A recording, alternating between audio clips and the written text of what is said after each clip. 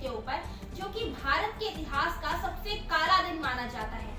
बच्चों को विद्यालय में सामाजिक विज्ञान में पढ़ाए जाने वाला सबसे चर्चित विषय पानीपत का युद्ध, जो कि 14 जनवरी 1761 में पानीपत की भूमि पर हुआ था, जो कि वर्तमान में भी हरियाणा में मौजूद है। इस युद्ध का मकसद सिर्फ और सिर्फ हिंदुस्तान की सरजमीन को अफगान राज से बचाना था। जिस हिंदुस्तान की सरजमीन को हम अपना कहते हैं, अगर ये युद्ध ना हुआ होता तो शायद ये हिंदुस्तान अभी हमारा ना होता। तो चलिए शुरुआत करते हैं हमारी इस नई वीडियो की। मेरा नाम है अंजलि और पूरी जानकारी जानने के लिए बने रहिए हमारी इस वीडियो के साथ। मुगल साम्राज्य का अब अंत शुरू हो गया था। ये बात है 1737 से 1857 के बीच की। उस समय मुगलों की अधिकतर भूमि पर मराठाओं ने अपना राज कायम कर दिया था। 1749 में नादिर शाह ने भारत में आक्रमण कर दिल्ली को पूरी तरह से नष्ट कर दिया था। 1757 में श्रीमंत रघुनाथ राव बल्लाल पेशवा ने दिल्ली पर आक्रमण कर दुरानी को वापस अफगानिस्तान लौटने के लिए मजबूर कर दिया था।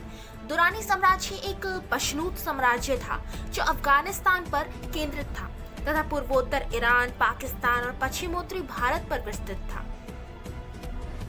इस साम्राज्य को कंधार में अहमद शाह अब्दाली ने स्थापित किया था और वही इस अब्दाली कबीले का सरदार था। सभी ने मिलकर अहमद शाह को भारत में आने का एक न्योता दिया। ये जब समाचार मराठाओं के पास पहुंचा तो 1757 को पेशावर में दत्ताजी सिंधिया, जिन्हें पेशवा बालाजी बाजीराव ने वहां पर नियुक्त किया हुआ था, उन्होंने कार्यवाही की, लेकिन अफगान सेना और सुजाउद्दौला ने धोखे से उन्हें मार दिया। उस वक्त सदाशिवराव भाऊ, जो कि बाजीराव पेशवा के भाई चिमाची अपा के पुत्र थे और पानीपत के युद्ध के नायक भी थे, वो उदयगीर में थे, जहां उन्होंने 1759 में निजाम की सेनाओं को हराया था, जिसके बाद उनकी कला और युद्ध लड़ने के गुणों में बढ़ोतरी हुई और वो मराठा साम्राज्य की सबसे ताकतवर सेनापति में गिने जाने लगे थे। और इसी कारण बालाजी बाजीराव ने अहमद शाह से लड़ने के लिए उन्हें ही चुना था। सदाशिवराव भाऊ अपनी समस्त सेना को लेकर उदयगीर से सीधा दिल्ली की ओर रवाना हुए, जहां वो लोग 1760 में दिल्ली पहुंचे। उस वक्त अहमद शाह अब्दाली दिल्ली पार करने दोआब पहुंच चुका था और वहां से उसने अवध के नवाब सुजाउद्दौला और रोहिल्ला सरदार नजीब उद्दौला ने उनको खाने पीने की सामग्री पहुंचाने का काम किया था। इधर जब मराठे दिल्ली पहुंचे तो उन्होंने लाल किला जीत लिया था, जिसके बाद उन्होंने कुंजपुरा के किले पर आक्रमण किया और वहां उन्होंने अफगान को पूरी तरह से तबाह कर दिया। उनसे सभी सामान, खाने पीने की चीजें मराठाओं को मिल गई थी और इसी के सहारे वो अपनी आगे का सफर तय करने वाले थे। अब जब युद्ध का समय करीब आ रहा था तो उस वक्त मराठाओं के पास उत्तर भारत में दिल्ली ही एकमात्र पैसे का साधन था। लेकिन बाद में अब्दाली को रोकने के लिए यमुना नदी के पहले उन्होंने एक सेना तैयार की, लेकिन अब्दाली ने नदी पार कर ली और अक्टूबर का महीना था और अहमद शाह अब्दाली ने मराठाओं की वास्तविक स्थिति का पता लगा लिया था। जब मराठाओं की सेना वापस मराठावाड़ा जा रही थी तो उन्हें पता लगा कि अब्दाली अब उनका पीछा कर रहा है और तब उन्होंने युद्ध करने का निश्चय किया। अब्दाली ने दिल्ली और पुणे के बीच मराठाओं का संपर्क काट दिया और मराठाओं ने बदले में काबुल से अब्दाली का संपर्क काट दिया, क्योंकि अब काबुल में हमला हो चुका था और संपर्क टूटने के कारण ना तो अब्दाली वापस काबुल जा सकता था और ना ही मराठे मराठवाड़। इस तरह से अब ये तय हो चुका था कि जिस भी सेना को खाने की पूरी तरह से खपत मिलती रहेगी वो सेना युद्ध जीत जाएगी।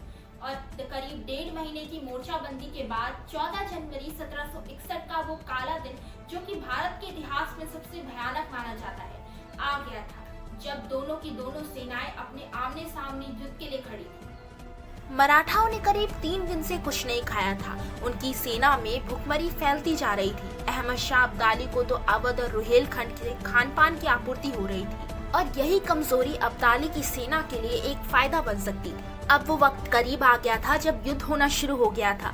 करीब 1 बजे से 2:30 बजे के बीच मराठा साम्राज्य की पेशवा की उपाधि के उत्तराधिकारी विश्वासराव को एक गोली शरीर पर लगी। विश्वासराव बालाजी बाजीराव के सबसे बड़े पुत्र थे और उन्होंने 8 वर्ष की उम्र से ही युद्ध की सारा प्रशिक्षण सीख लिया था।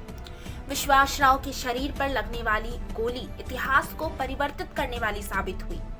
उस वक्त सदाशिवराव अपने हाथी से नीचे उतरकर उन्हें ढूंढने लगे, क्योंकि उन्होंने बालाजी बाजीराव को और गोपिका बाई को ये वचन दिया था कि वो उनके पुत्र की रक्षा अपनी जान से भी बढ़कर करेंगे।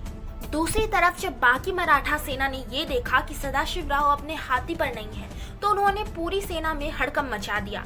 सारे सैनिक इधर उधर भागने लग गए और इस भगदड़ में कई सैनिक वीरगति को प्राप्त हो गए, लेकिन सदाशिवराव अपनी अंतिम सांस तक लड़ते रहे। शाम होते होते पूरी मराठा सेना खत्म हो गई थी।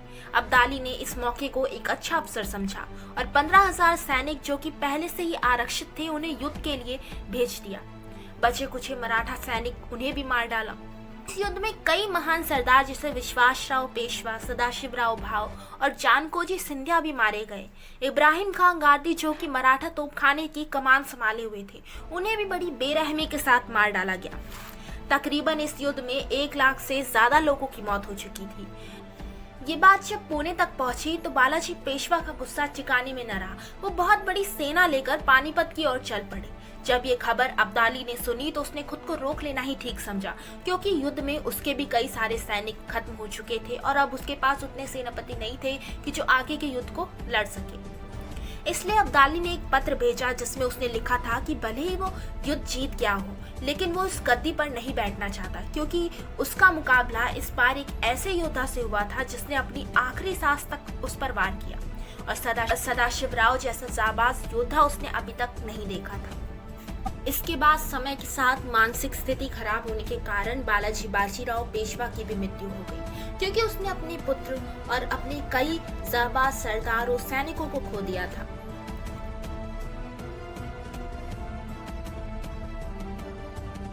अगर आपको ये वीडियो पसंद आए तो इस वीडियो को लाइक, शेयर और कमेंट जरूर करें। हम आपको फिर मिलेंगे अपनी एक नई वीडियो के साथ।